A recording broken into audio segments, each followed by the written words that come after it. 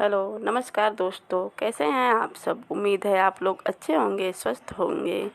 आज की वीडियो में हम लोग प्रदोष व्रत की कथा, पूजा विधि को जानेंगे। अगर आपको यह वीडियो अच्छी लगे तो हमारे चैनल को सब्सक्राइब करें और वीडियो को एक लाइक ज़रूर करें। प्रत्येक महीने के कृष्ण पक्ष और शुक्ल पक्ष की त्रयोदशी तिथि को भगवान शंकर को समर्पित प्रदोष व्रत करने का विधान है। त्रयोदशी तिथि में रात्रि के प्रथम प्रहर यानी दिन छिपने के तुरंत बाद के समय को प्रदोष काल कहते हैं और प्रदोष व्रत की पूजा प्रदोष काल में ही किया जाता है।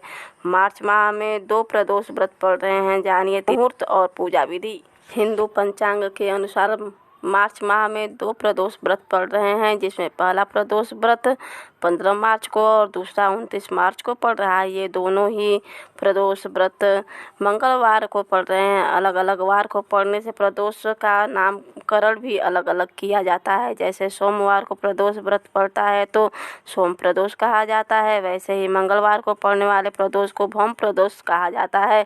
भौम प्रदोष का व्रत कर्ज से छुटकारा दिलाने में बहुत ही लाभदायक है। आइए भौम प्रदोष व्रत की कथा को सुनते हैं। एक समय की बात है, एक स्थान पर एक वृद्धा रहती थी। उसका एक बेटा था। वह वृद्धा हनुमान जी की भक्त थी, हमेशा हनुमान जी की पूजा विधि पूर्वक करती थी। मंगलवार को वह हनुमान जी की विशेष पूजा करती थी।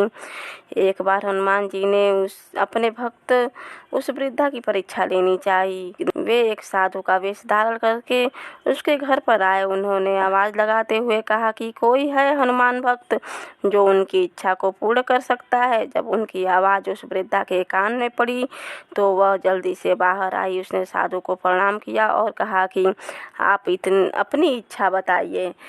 इस पर हनुमान जी ने उससे कहा कि उनको भूख लगी है, वे भोजन करना चाहते हैं, तुम थोड़ी सी ज़मीन लीप दो। इस पर उसने हनुमान जी से कहा कि आप ज़मीन लीपने के अतिरिक्त कोई और काम कहें, उसे वह पूरा कर देगी। हनुमान जी ने उससे अपनी बातों को पूरा करने के लिए वचन दिया। तब उन्होंने कहा कि अपने बेटे को बुलाओ, उसकी पीठ पर आग जला दो, उस पर ही वे भोजन बनाएंगे। हनुमान जी की बात सुनकर वह वृद्धा परेशान हो गई।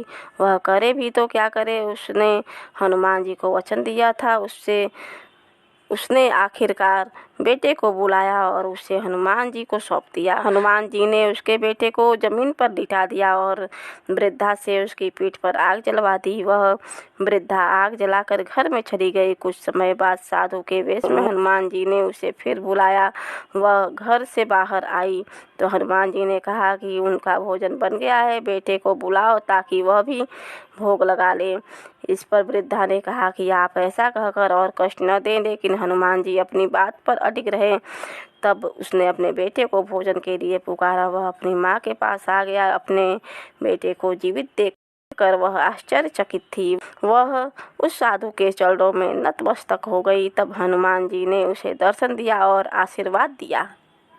धन्यवाद दोस्तों। अगर यह वीडियो आप लोगों को अच्छी लगी हो तो इसे शेयर ज़रूर करें।